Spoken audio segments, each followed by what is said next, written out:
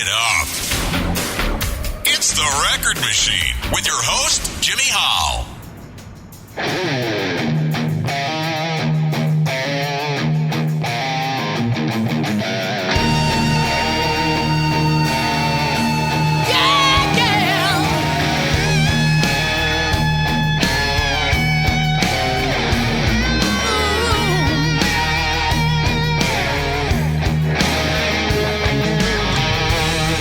There's a fever burning inside of me.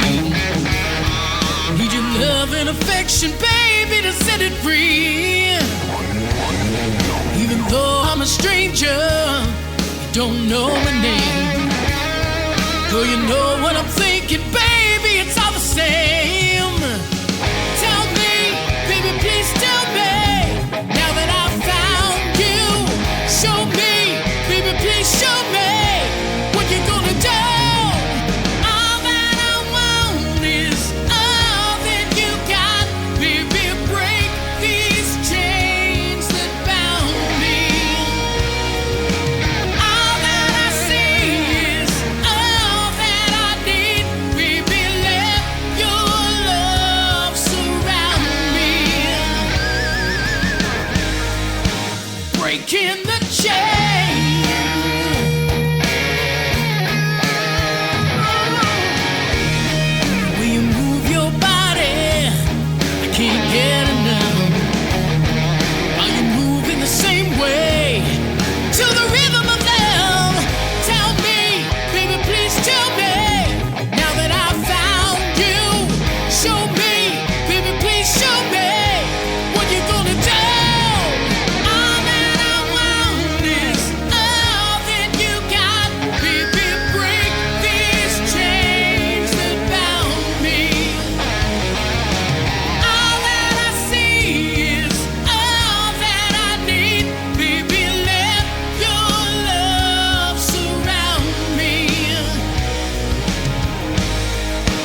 Breaking the chains. Yeah, yeah.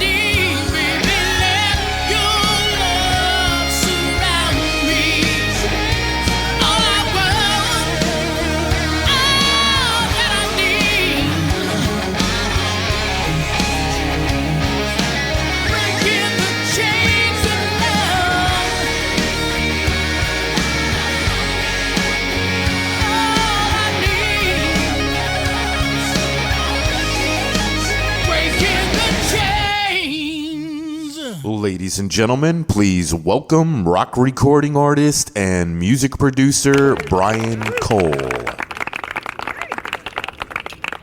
Bryan, how you doing? Hey, how you doing? I'm doing pretty good. I just sent you a text telling you that I love you. That was for my wife though. But I do love you, but like as a brother, you know what I mean? Well, it's nice to know someone does, you know. Well, no worries. How you been? I'm doing good. I mean, we survived the hurricane. It wasn't too bad here. Now where are you at? I'm in a town called North Myrtle Beach. It's okay. It's a little bit further away from like the airport and like I don't know if you've been to Myrtle Beach, like downtown Myrtle Beach, where they have like Broadway at the beach and all that. I'm a little bit further up towards Gotcha. Little River and stuff. Gotcha. Well, I'm glad you guys didn't get hit as bad. I have quite a few friends in Florida that were really in bad shape. And as a matter of fact, my best friend and co-writer, DJ Gleason, lives in Tampa. Oh, wow. And so I didn't hear from him for a couple days, and I reached out to him. I was like, dude, how you doing? You doing all right? You and Jenny doing okay? You know? Mm-hmm. And he said, yeah, we're okay. So we're just cleaning up a lot, but yeah, we're doing okay. So did his house make it through, or? Yeah. They were fine. Just mostly trees and brush and stuff like that, you know. Mm-hmm. Same here. Yeah, a lot of palm trees down, and you know, that kind of stuff. You know, the kind of looser vegetation, stuff like that. You know. Are you in Tennessee, or are you in Pittsburgh today? I'm in Pittsburgh for now. I don't know what's going to happen here in the next year, but I'm seriously considering relocating. I'm actually, believe it or not, I'm actually thinking about going to Florida. Nice. And you know, just I want to be by the beach, but I want to be close enough to Tennessee that, you know, when I have to, you know, when I have to work in town, I'm only, you know, I'm not 8.5 hours. You know what I mean? I'm like 6 hours. You know? Yeah, that makes sense.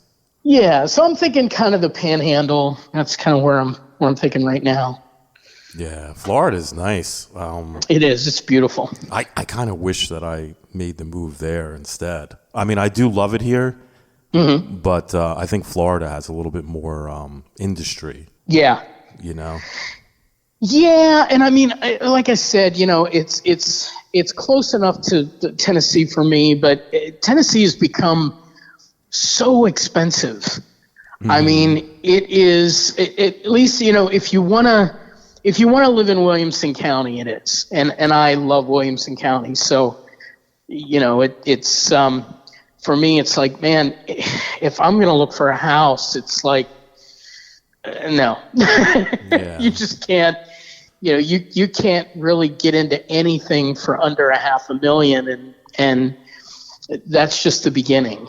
You know, so you know. We just sold our house during the summer. It's a townhouse, actually. We sold it, and we're having a new house built, brand new. Nice. Built. Yeah, but it's the next town over. It's a town called Longs. Okay. It's a little bit away from the tourists and all that other stuff. It's like a little town, but it's very cool. Yeah, it's a brand new build. It's you know, they're just cutting into the dirt this week, I think. So. Oh, nice! Congratulations. Thanks. Yeah, we we got to go meet with the developer, and you know, they show you all the catalogs of like what color siding you're gonna get, if you know what color you want, or what color roof you want, what kind of flooring. Sure. You know, so my wife was pretty excited about that. So. Oh, that's great. Yeah, it's gonna be good. It's a lot bigger house, and you know, it's not that much further away from my job. It's maybe like 5 minutes further. That's about it. So. Oh, good. Yeah. So with you, I mean, you can just easily pack up your studio and move it anywhere, right? I can. I mean, that's the nice thing. I mean, I can pretty much live anywhere. You know, but it's a shame. There's a studio here that I really enjoy working out of, and come to find that, you know, the landlords put it on the market to sell, and they're not selling it as a studio. They're selling it, you know, just for the land and possibly the building. And it's an up and coming area, so they're looking to probably build condos or apartments, you know. Wow.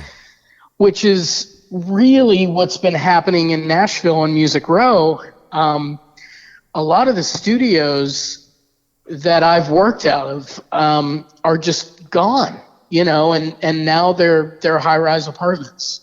Wow. I guess. You know, it just really, really pisses me off. It's a shame. I mean, the Nashville I remember when I first started going there back in 2005 is not the Nashville that it is now, you know. Wow. And yeah, it's a shame. I mean, I do love it. I think it's a beautiful area, and I have so much friends and extended family and everything there. So I don't think I could ever see abandoning it. Right. But I can honestly say that living there full time is just really difficult because everybody's working out of their home studios now.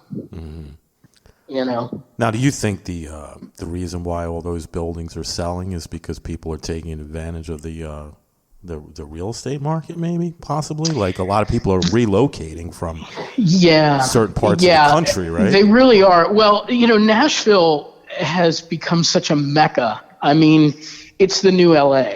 Right. So it's and believe me, the freeways show it. I'm sure. But it's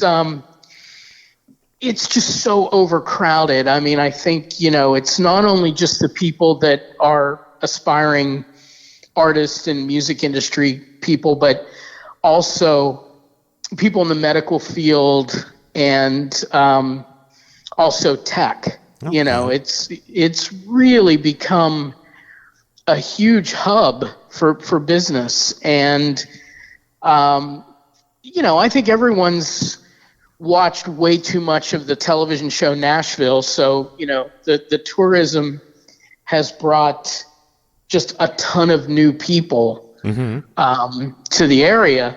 And of course the economy has been really good down there. So they have no problem putting in these luxury apartments, but they're like $4,000 a month. Yeah, that's crazy.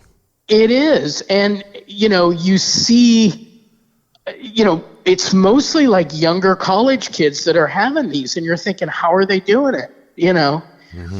But, you know, you have colleges like Vanderbilt and Belmont, and, you know, so who knows? Maybe they have rich parents. I don't know. Or maybe they have an OnlyFans page that does well. Who knows? Yeah, it could be. You never know. That seems to be the thing now today, OnlyFans. I don't know if you've heard of that. Yeah, it really does. I mean, it's weird. You know, it's like you meet somebody now and they're like, yeah, check me out on OnlyFans. And it's like, really? Okay. A lot of women have those. I know that. And they show like, I wouldn't say pornography, but, you know, some racy photos on there. And men subscribe to their OnlyFans page and they make money off of it. So I guess more power to them, you know? Yeah, absolutely. I mean, maybe that's how they're affording those apartments. It could be. It could very well be. I mean, $4,000 a month. Where I live, my townhouse, which is a 2-bed, 2-bath, that was $819 a month with the insurance and the taxes. Wow. Yeah, and that's in North Myrtle Beach. That's a really good area. You couldn't even come close to that in Pittsburgh. Yeah, you probably could. That's probably not even a studio apartment, right? No, I mean, it's, you know, the average apartment here in Pittsburgh is 13, 14 on up. And if you get closer into the city, you know, you're getting up into the 2, 3, 3.5, you know, and on up. And then if you want something like serious Uber luxury, you know, you'll pay, you know, $800,000 and up. Wow. Now, it's just crazy. Are you close to where the Steelers play too? I'm not far. I'm about 25 minutes outside of the city. No, that's not bad at all. Do you ever go to games? I haven't been to a Steeler game, but I do a lot of stuff with the Penguins. So a lot of times, you know, I'll go for that and, you know, get to, you know, hang with those guys and do some stuff for the Lemieux Foundation, stuff like that. Now, have you ever sang the national anthem at a Penguins game? Yeah, I've done it many times at a Penguin game and several times at a Pirate game as well. That's pretty cool. Yeah, it was an honor. I mean, I remember when PNC Park first opened. Actually, it was crazy. We Michael Stover and I were working together, and we were at a marketing meeting with the Pirate people, and they were saying something along the lines of, you know, we want to do a concert, you know, da da da da, and they handed Michael a business card, and it said, "Pride, Passion, Pittsburgh Pirates." And, you know, Michael's always thinking, you know, of course. and he goes, pride, passion, pride and the passion, the pride and the passion. He goes, you know what? He goes, you guys should get Bryan to write your next, theme song. And everybody looked and they were like, really? And I'm like, well, I guess I can't say no at this point. Right. You kind of just threw me there. So we ended up writing it and doing it, and it did pretty well. I mean, even the teammates I would run into, sometimes, and they would always come up to me and go, "Yeah, man, we love that Hey Hey song," So, it did well, and they did several campaigns with it and everything. So I'm glad they got some use out of it. That's awesome, dude. The last time we spoke on the air was it was like April of 2021. Since then, oh my God, yeah, and since then you released a brand new single, "Breaking the Chains." Can you talk about that a little bit? Yeah, so I had been sitting on a lot of material, over an album's worth of material, and I had been putting it aside for another project that I was planning on being involved with. Mm-hmm. And I can't say who it is, but if you listen to the song, I think you could probably tell the influence there. But mm-hmm. So that ended up not working out. Their label had other plans and decided to put a different singer, on board for that. But I had all this material and really didn't know if I was going to do another album because it's just so much work, mm-hmm. And I'm thinking, I don't know, maybe. And, different things come into your life and change you. And sometimes there are things that really hurt your heart, mm-hmm. and I needed to heal. And, so part of the healing process was I just got to keep busy, and I got to do something creative. And, so I revisited all these song ideas, and, some were completely finished and others were just guitar riffs and all that kind of stuff. So Breaking the Chains actually started out, the working title of the song was called All I Want.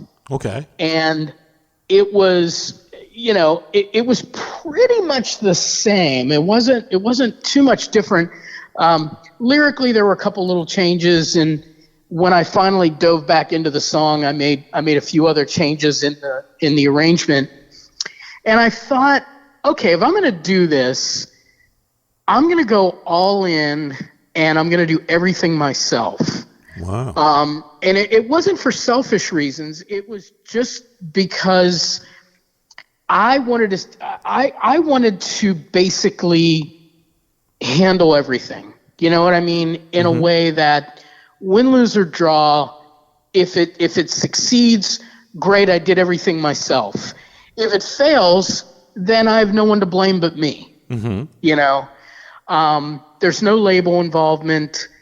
I'm doing everything from, recording everything, all the instruments, all the vocals, mixing, mastering, the whole 9 yards. Cool.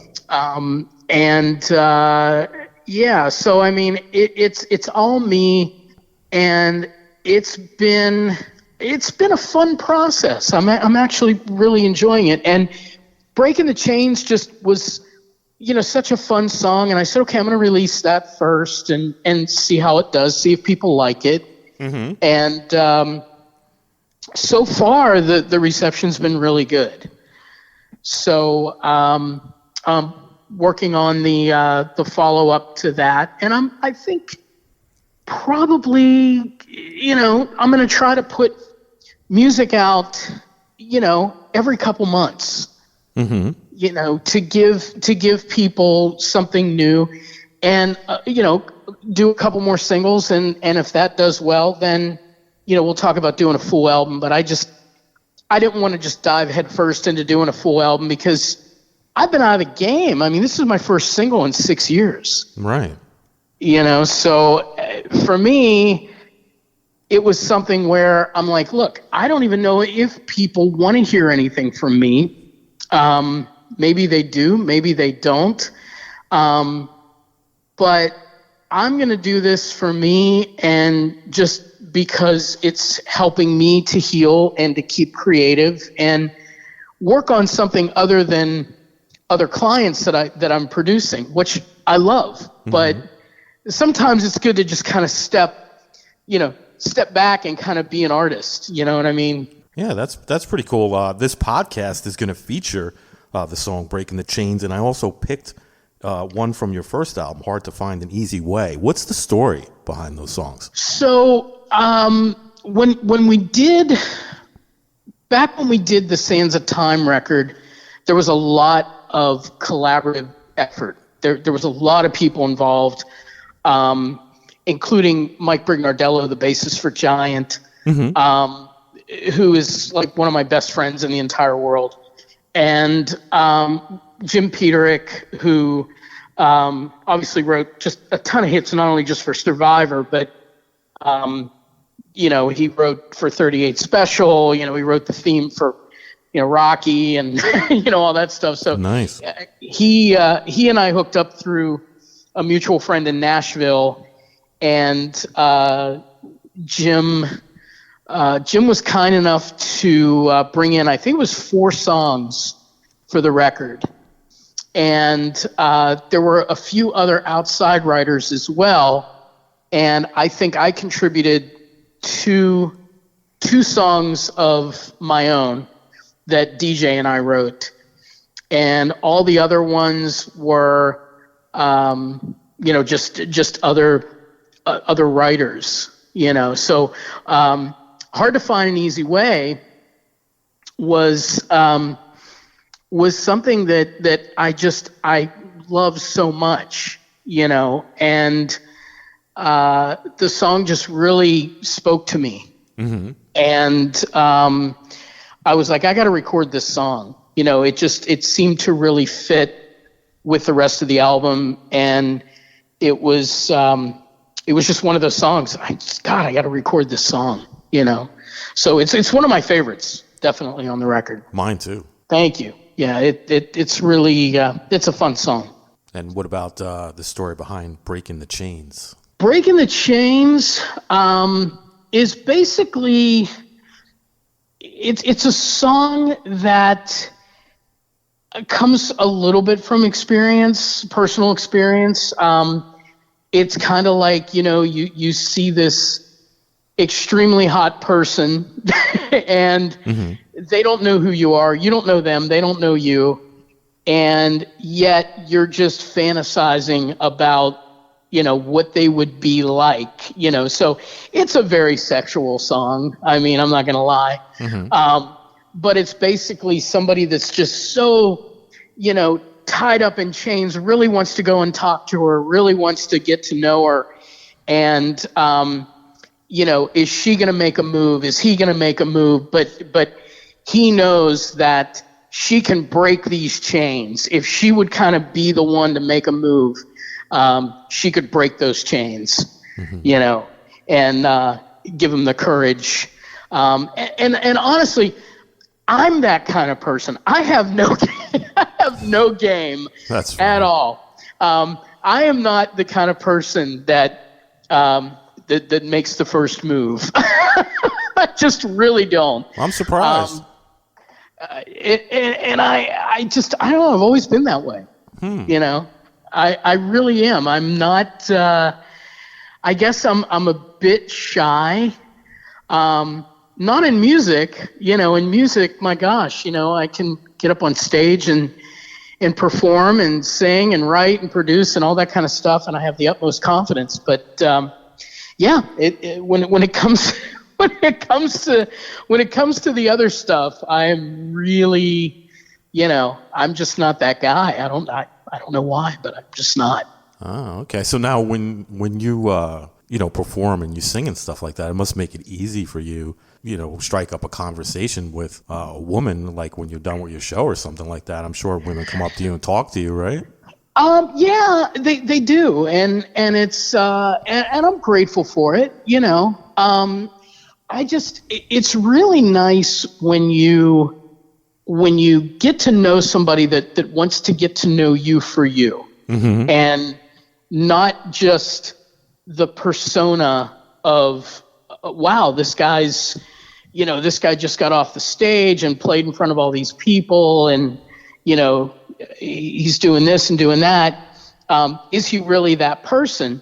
And part of it is, and part of it isn't. I mean, I'm not, I'm not the kind of guy that's just gonna, I don't know. How do I say it? I'm more down to earth than what you see on stage. Okay. I guess is what I can say. I'm not as, I'm confident, but I'm not as overdone, I guess. That makes sense. As I am on stage, Yeah, that makes sense. Now, you mentioned earlier that this is 6 years in the making. What made you wait so long to start releasing music? Was it you were trying to maybe fulfill your personal life first, or take care of personal matters first? There were a lot of personal things in my life that had been going on, but also the music industry had changed so much, and there were so many things that I was busy doing in those 6 years. I was in the band Murano, and we toured with Tesla and did shows with Firehouse and stuff like that, and we were kind of thinking, okay, well, what are we going to do? Are we going to continue this or what have you? And there was talk here and there, but nothing really ever developed with it again, which is a shame because the band was killer. I mean, it was such a good band. Yeah. And really enjoyed being out on the road with them. So there was that. There were other bands and other things that I was in contact with and were talking about doing things with. And for one reason or another, they just didn't pan out. And I was at a point where I'm like, well, gosh, it's so much work putting a record together, and really there's not much of an industry in our genre of music. The melodic rock, hard rock, AOR. Where we really don't make money off of our records. I mean, we really don't. And then on top of it all, you get involved with some of these pseudo record labels that are out there, and they really don't do anything. They're like, well, we'll release it. It's like, okay, well, that's great. We can do that. Right. But what are you going to do to promote it? And what are you going to do to help us get on the road? And they don't offer any kind of support for that. So it really kind of jades you a little bit, where you're saying, okay, well, is it worth it? Is it really worth it? Is anyone even out there going to listen? And I think it comes to a point where you have to say, you know what, I got to do this for me, and if it fails, it fails. If it does great, it does great.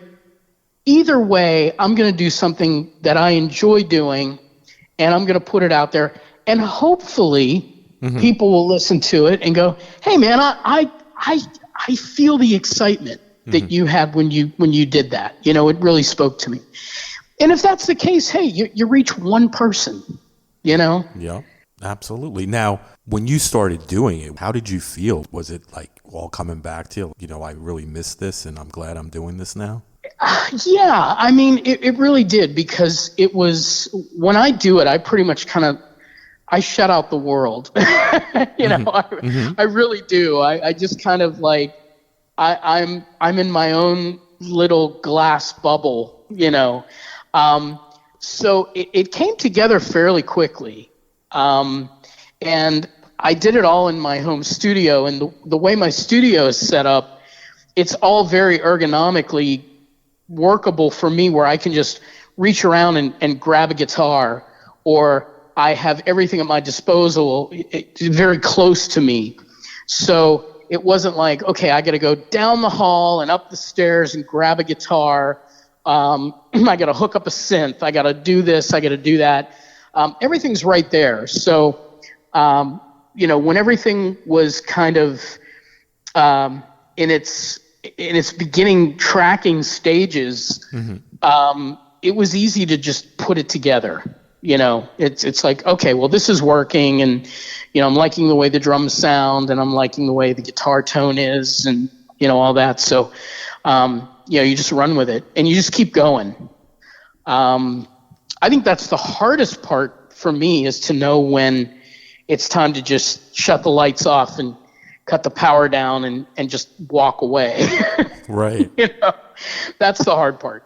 Yeah. Now, besides your solo music career and producing, you're also the lead singer of a band, Chain Reaction. Can you talk about that a little bit? Chain Reaction, man, I always tell people we're so much more than just a band. We're a family, and we truly are a brotherhood. Chain Reaction had been in existence for quite a few years, and their singer had passed away. Oh, wow. And I was asked to come and be a part of the band, and I said, well, you know what, before we commit, let's just get together and jam. And I knew a couple of the guys from years back, and it was nice because it was like walking in and seeing some old friends, and we started. I think the first song that we did was, I think it was like Journey. It was a Journey song. I know that.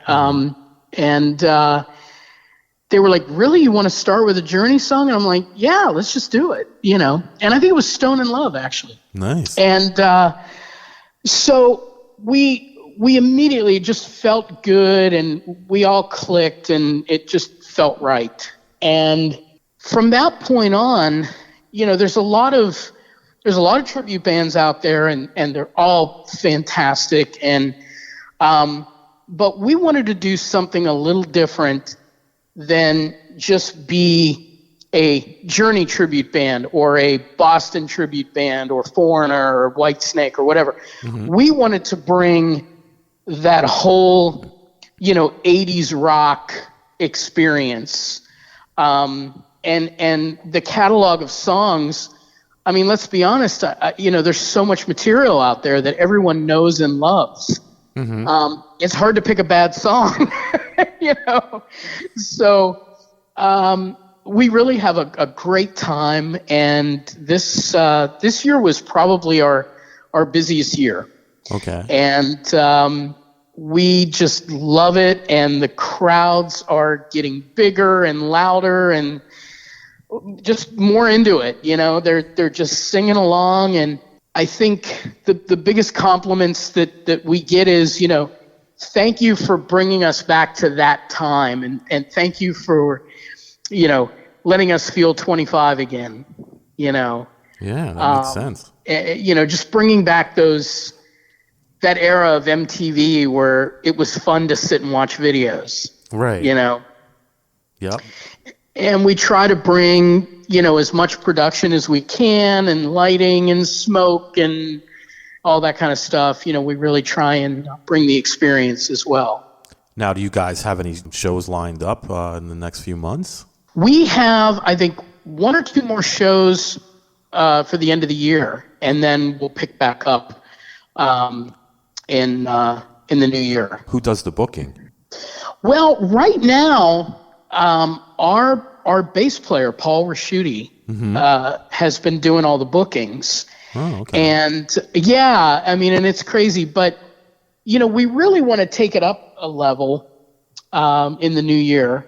So we actually put a promotional video together, a real short, I think it's 3 minutes long, and just kind of highlighting some of the antics on stage, and they're all unscripted, Okay. But we want people to see how much fun we're having on stage, because it's all real. And I think present that to some booking agencies and let them see there's been some interest. So we'll see where it goes. But but we're going to keep playing as long as the crowds want to hear us play and come and see us. And, it's a good time. Now, do you guys plan on doing like out of state shows and stuff? Because I know down here in Myrtle Beach, House of Blues, they have bands like that all the time, and I think you guys would do great there. Oh, we've had offers. The only issues are,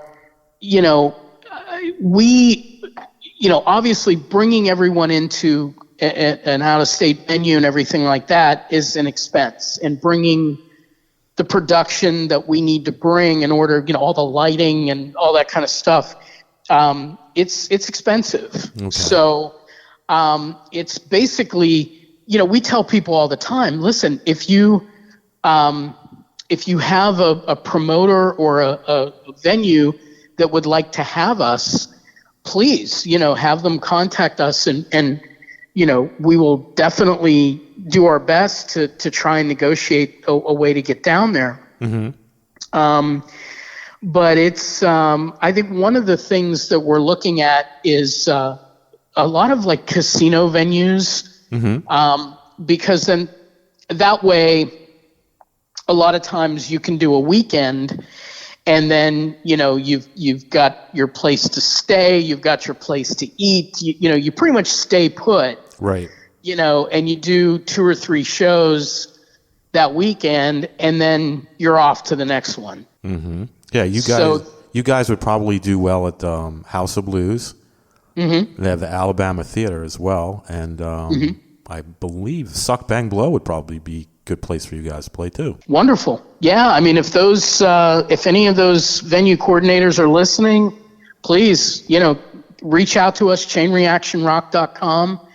And check us out and get in touch with us, and we'll definitely see if we can make it work, but we want to play everywhere and anywhere that'll have us, but it is a business, yeah. And it's one of those things where we have to, it has to be feasible, financially for us to be able to do it. Yeah, that makes total sense. Costs money to travel, costs money to lodge somewhere and move all your stuff, and it's not easy. So it's crazy. I mean, and there are even bands out there that are doing the pay to play thing, and I think it's terrible. I mean, I think it's a terrible thing for promoters to ask of artists, but there's bands out there that are paying to get on these tours. That's crazy. It is crazy, because at the end of the day, it's like, okay, well, great, you toured with Motley Crue, what I mean? But what's it going to do for you in the interim? You know what I mean? Are you selling records? Are you selling merch? And if the answer is yes, then it's worth it. But if you have to buy in on these tours, and I can tell you from experience, it's not cheap. Couple grand, right? But if you're selling merch and you can say, hey, this is feasible enough that we can all, pay our expenses and then pay each other something that, pays the bills, because I can't stress enough. I mean, it's a business, and, we're not 16 years old, getting in an old beat up van heading for LA in hopes and dreams to make it big. Right. Exactly. No, at the end of the day, those days are gone. You have bills to pay, and, you have to eat, and right. You can't pay for somebody else's band, because that's basically what you're doing. If you're opening, up for Motley Crue and you have to pay $3,500 to buy on, you're paying the band you're opening for, pretty much. Mm-hmm. Yep. And it's it's a shame, and there are certain bands out there that are against it, and God bless them for it. It's not really the bands as much as it is the promoters. Mm-hmm. The promoters, they want to sit back and they don't want to do anything. And they say, well, if you're going to buy in for, a few $1,000s or whatever, even $1,000 per show, that's less tickets than we have to worry about selling. Right. you know. So it allows them to not have to do as much promotion and marketing and all that kind of stuff, because they know that they have this band that's going to pay that kind of money. Mm-hmm. So it's a shame. I wish they would put a stop to that, but I don't see it stopping anytime soon. No, it kind of makes it rough for the people that don't want to pay, right? Right. Yeah, Right. Because even other bands I was in, you know, Mm-hmm. we had many offers to do certain legs of tours. And it's like, okay, well, it's, you know, X amount of dollars for a buy-in. And it's like, no, you know? Right. I mean, because by the time you got to lease a bus or an RV so everyone can travel together safely. Mm-hmm. And when you get into town, you know, you've got to have some place to shower and kind of get yourself together before going out and doing it. You know, touring is a completely different animal. You really have to condition yourself for it, and you got to keep yourself healthy, and you got to make sure you're eating right and sleeping and getting enough rest is something that a lot of people that have failed in touring probably fail the most on, and that's getting substantial rest. Yeah. Because you can't sleep on a bus. I don't care. I don't care who you are. I don't know very many people that can sleep comfortably on a bus. No, probably not. I've never tried it, but I really don't want to either.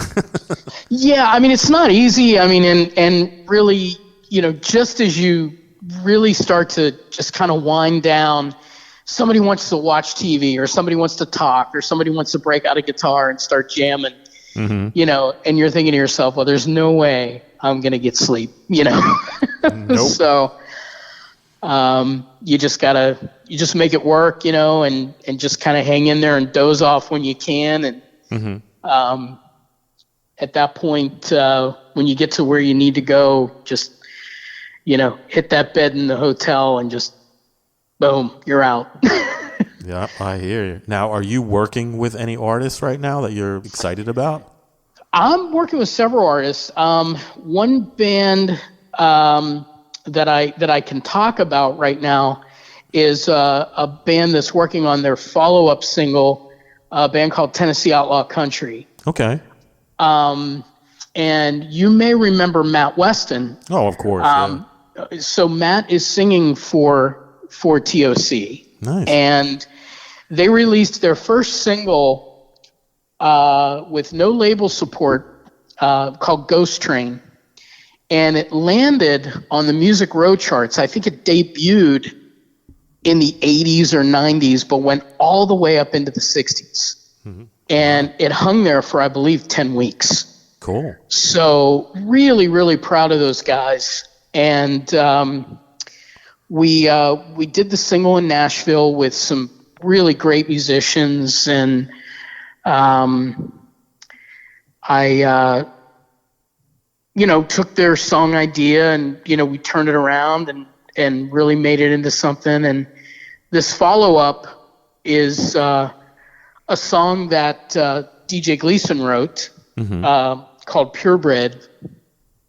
And it just immediately worked for them. It just was, the minute I heard it, I said, man, I gotta send it to these guys.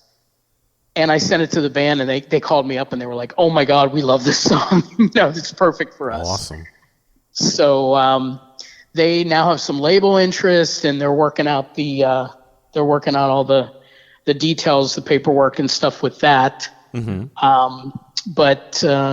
Yeah, we're getting ready to start their second single and get that going.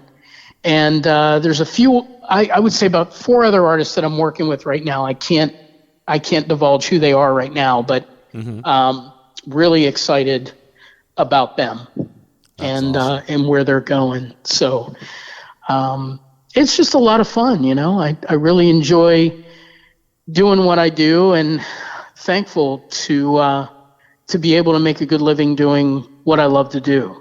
I mean, that's the most important thing, right? You don't want to be one of those guys who just phones it in every day just to get a paycheck, right? Yeah, I mean, and it's tough because, in this business, gosh, I mean, when COVID hit, it really took a chunk out of everybody. And I know I watched a month's worth of work in Nashville just go down the tubes because we couldn't get into any studios and people were afraid. And, it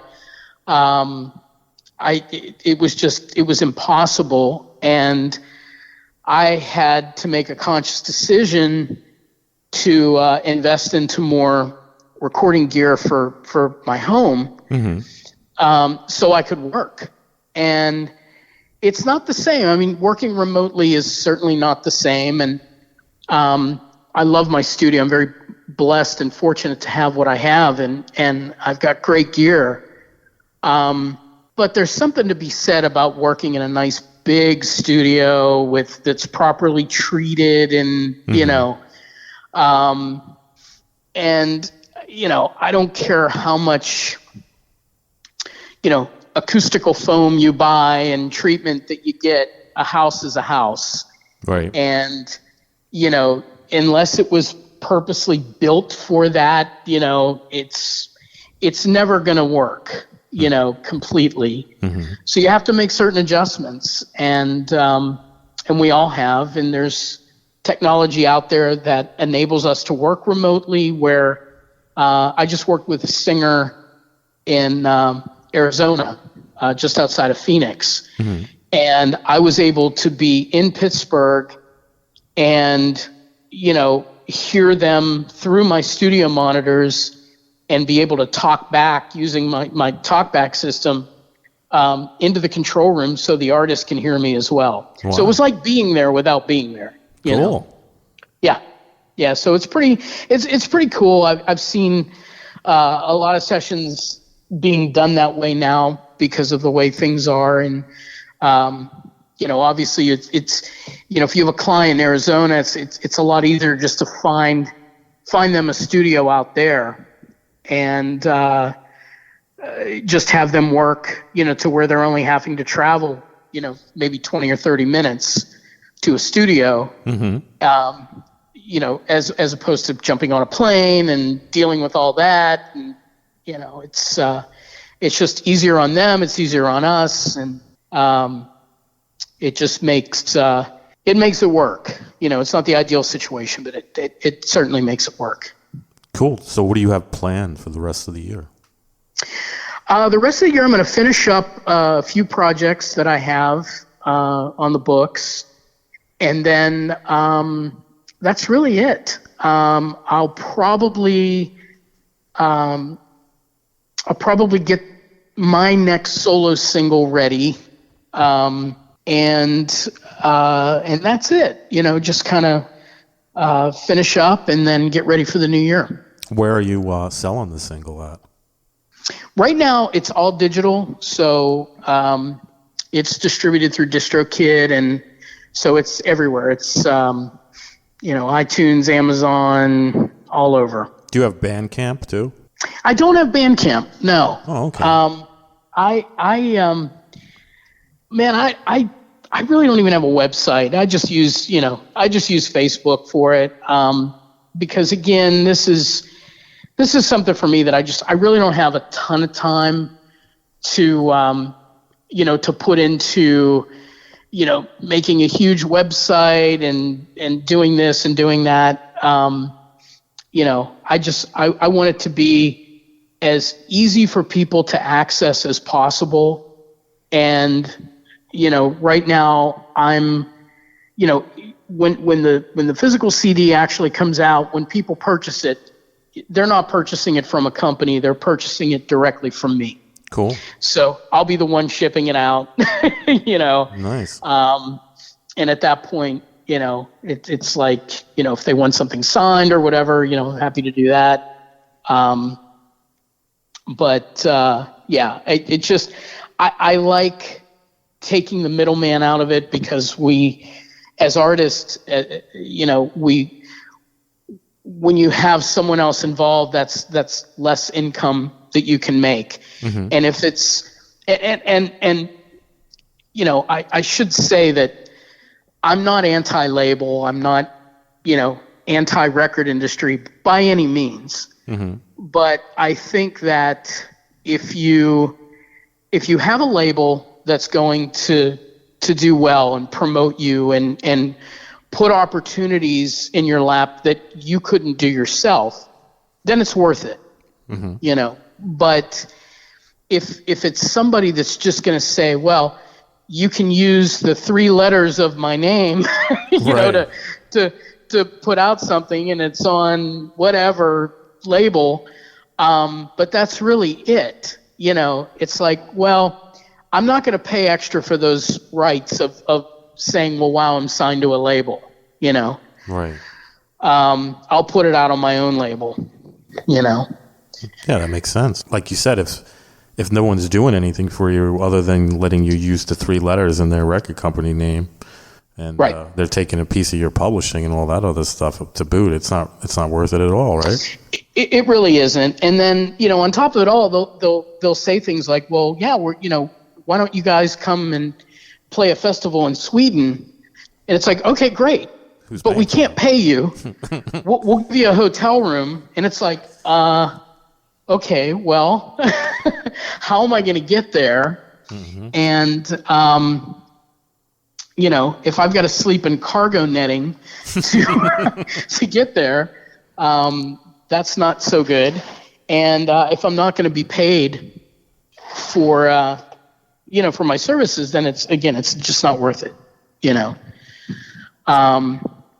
And, you know, I've been accused by several labels of, you know, being this greedy guy that's all about the money. And it's like, it's not all money. It's like, just if you hire an electrician, you know, you can't say, well, you know, come and fix this electrical situation for me, and I'll give you the exposure. You can tell people that you rewired my home. Right. You know.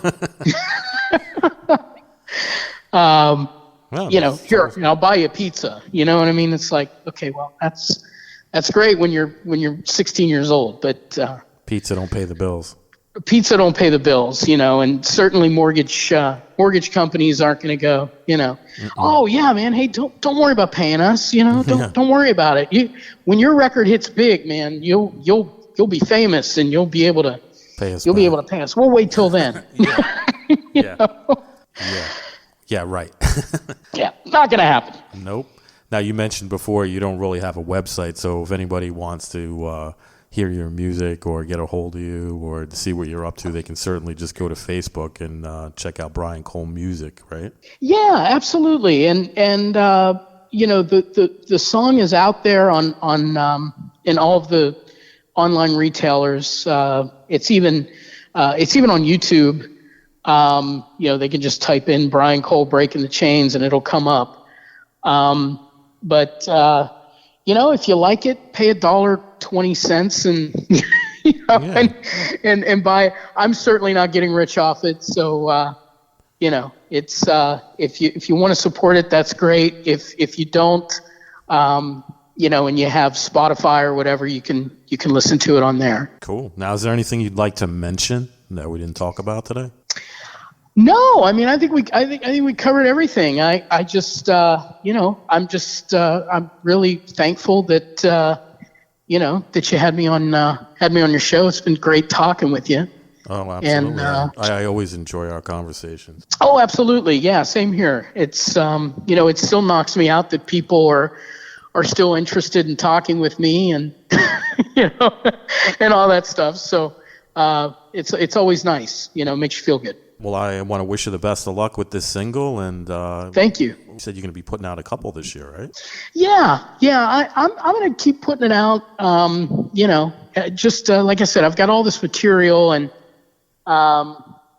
you know, it's a situation where, you know, you leave the world with something. You know, when it's your time to check out, you know, you at least you have people saying, well, wow, you know, he put this out, and you know, we can enjoy this for years to come, you know. Awesome. All right, buddy. Well, I appreciate you calling in today, and Absolutely, man. Thank you for having me, and keep doing what you're doing, man. We need more people out there like you. will do, brother. Let's stay in touch. All right. You bet. Take care. All right. Bye-bye. Bye.